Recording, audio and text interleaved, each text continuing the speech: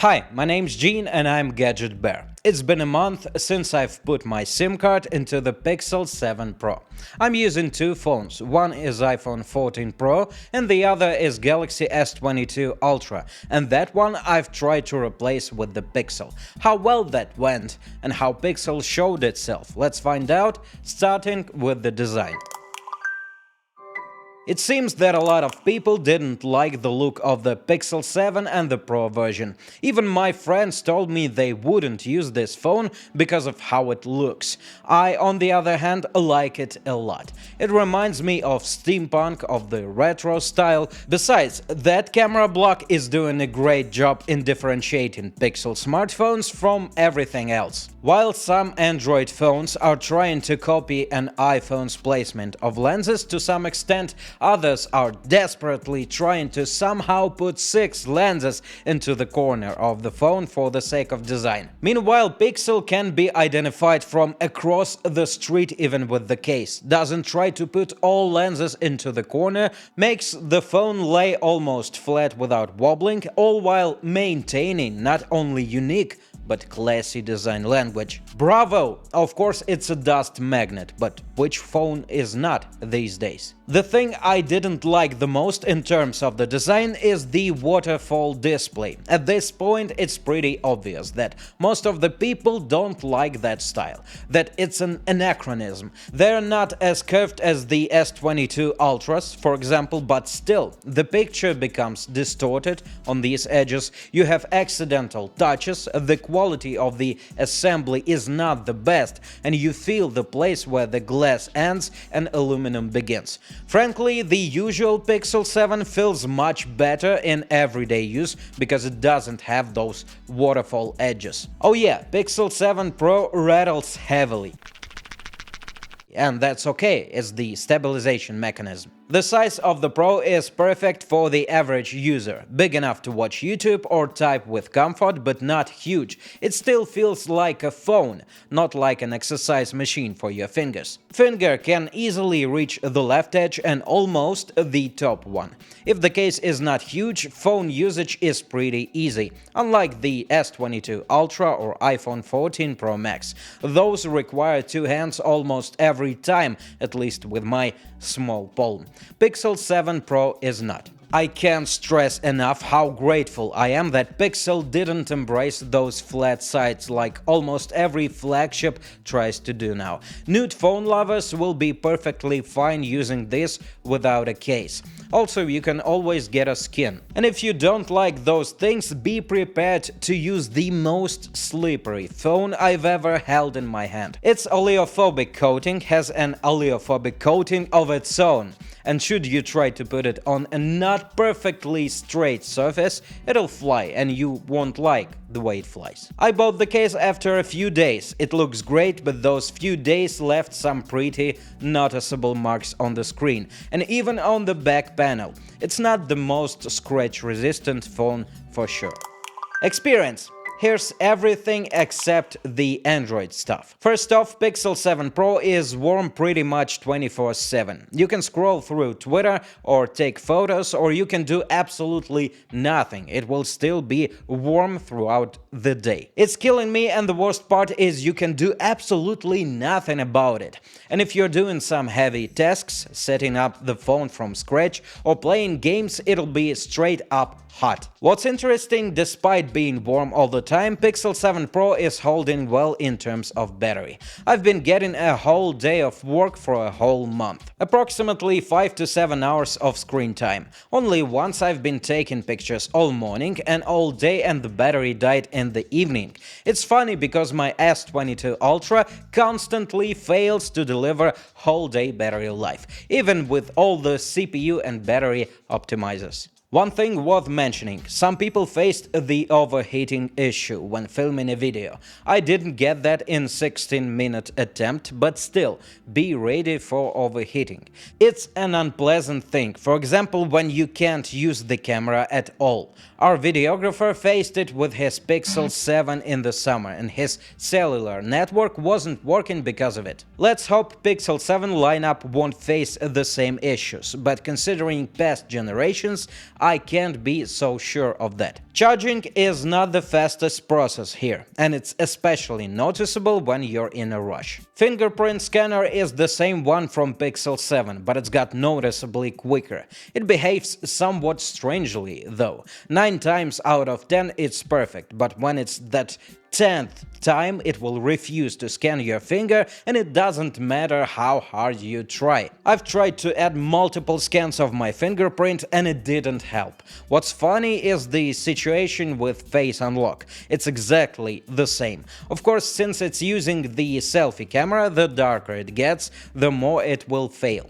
Overall, unlocking is pretty good, but I would be incredibly happy if they'd make it ultrasound, or even better, place it on a power button. Oh, by the way, Pixels are amongst the few phones that use the strange placement of the power button over the volume buttons. Took me weeks to actually get used to this. Vibration is really nice here. Speakers are not very loud. Maximum loudness will not make it easy for you to listen to something near the loud street. I've even lacked the volume while washing dishes at home, and the frequency balance seems strange, as if someone EQ'd out bass and a good portion of mids. Even if you're not listening to music and just watch videos, it sounds really weird, especially compared to other flagship smartphones. Display, on the other hand, is great. It's bright, it has nice viewing angles, colors. One bad thing is that the Pixel 7 Pro constantly tries to make it dimmer.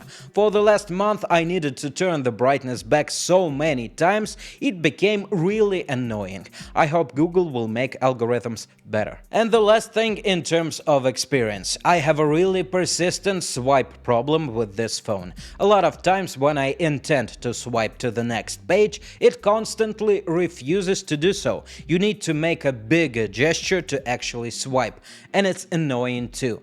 I think it has something to do with how I'm holding the phone and those waterfall edges. Pure Android. Actually, skin is the best feature of this phone, apart from the camera, of course. It's really polished, really beautiful. What about bugs? I noticed a slight glitch when opening some apps, which is of course really hard to get on camera, and that's all. This phone is so smooth that it's actually hard to believe. For me, it's an Android phone. Even my S22 Ultra is lagging noticeably more and costs more. Of course, there's some unoptimized apps, but those will work badly on any phone. Pixel's skin has a bunch of really nice touches. You put it on the charger and see a white wave. You block the phone and the area around the power button dims the last.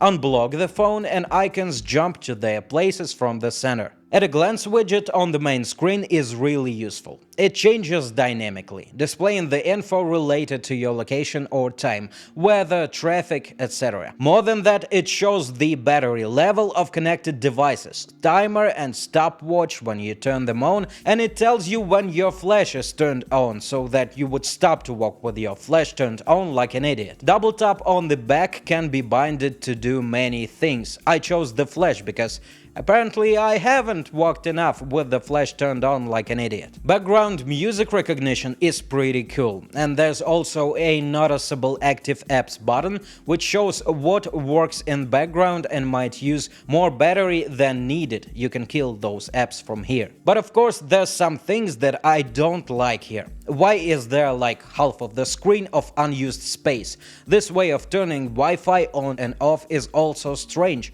Why would I need this stripe all of the time? It eats up useful screen space, and I remember how gestures are working just fine. Why can't you turn off the search widget? I literally haven't used it even once, and the assistant can be triggered with the swipe from the corner. So why would you need that thing on the screen the whole time? Fingerprint scanner will burn your eyes at night because it's very bright. In the always-on display mode, notifications will pop up without changing the brightness and state of the screen, so you might miss a few.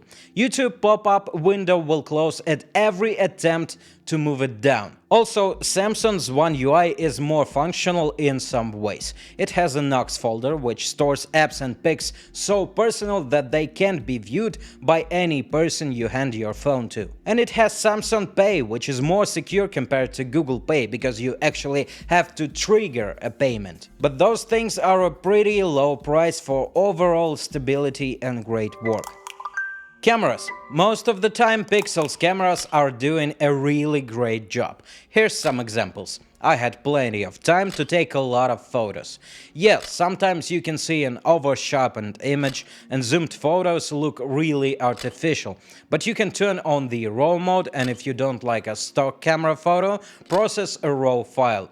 And it actually turns out that 5x is exactly what I need for optical zoom. Stock camera app allows you to customize exposure, contrast and warmth, but there's no real manual settings. Sometimes I wanted to make the noise level really low and shutter speed high, but the stock camera app won't let me do this. You can use some apps from the Play Market, but they are far away from perfect. Also, I just don't get why I can't take one huge photo with this 50 megapixel sensor. Yeah, it will allow me to use artificial 2x and make it great because of the resolution, but I can't make one huge photo and then crop it in post like I can with iPhone 14 Pro, even in custom apps. Why? Selfie camera is not great, videos are acceptable but nothing special. Overall, the main feature of Pixel 7 Pro is effortless photos. You snap it and it's ready for social networks.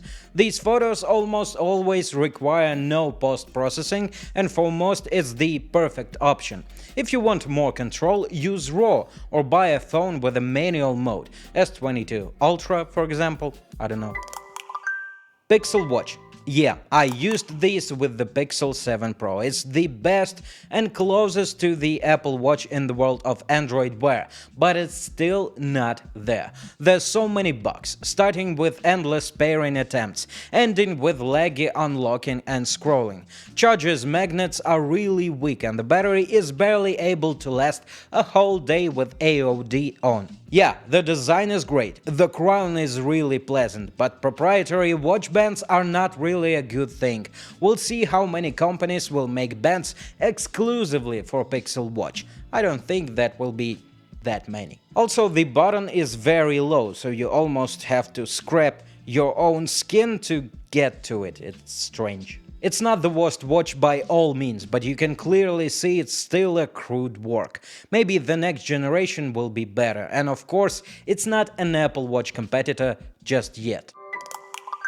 Overall thoughts. Pixel 7 Pro is great for those who appreciate smooth interface and great everyday performance, and for those who like great photos without a lot of over-sharpening that still are just ready for social networks. Those things are amazing even after a month of active usage and even compared to S22 Ultra, the main competitor. However, it's a bad smartphone if you need a ton of features or if you play games often. Pixel 7 Pro throttles and doesn't offer as much of ecosystem and features as Samsung phones do, instead offering some smart things like call screening or photo unblur. Main feature here is minimalism, sometimes even more than I'd prefer. Also, there's not much accessories for Pixel phones unlike this Samsung. Official sales don't spread too far from the USA, and that means complexity of return and repair in most countries. If you don't care about all of this, it's a genuinely great phone for the lovers of aesthetics and clean interface. Pixel Watch, on the other side, is something that needs to be enhanced both with hardware and software. You can clearly see it's a first attempt and they will probably get better, but how much better? We'll see. This year the Pixel got much closer to the perfect phone than it was. It's still not, obviously, at the very least, heat is yet to be fixed, but it's really good and has exceeded all of my expectations. With its price and features, it's a really strong competitor both for Samsung and Apple flagships, and it's a great thing for us. Do you like the Pixel 7 and 7 Pro? Would you buy them and why? Please write in the comments, leave a like and subscribe, you wouldn't want to miss the next video. I'm going to make one from Slav with love. Stay tuned. Bye.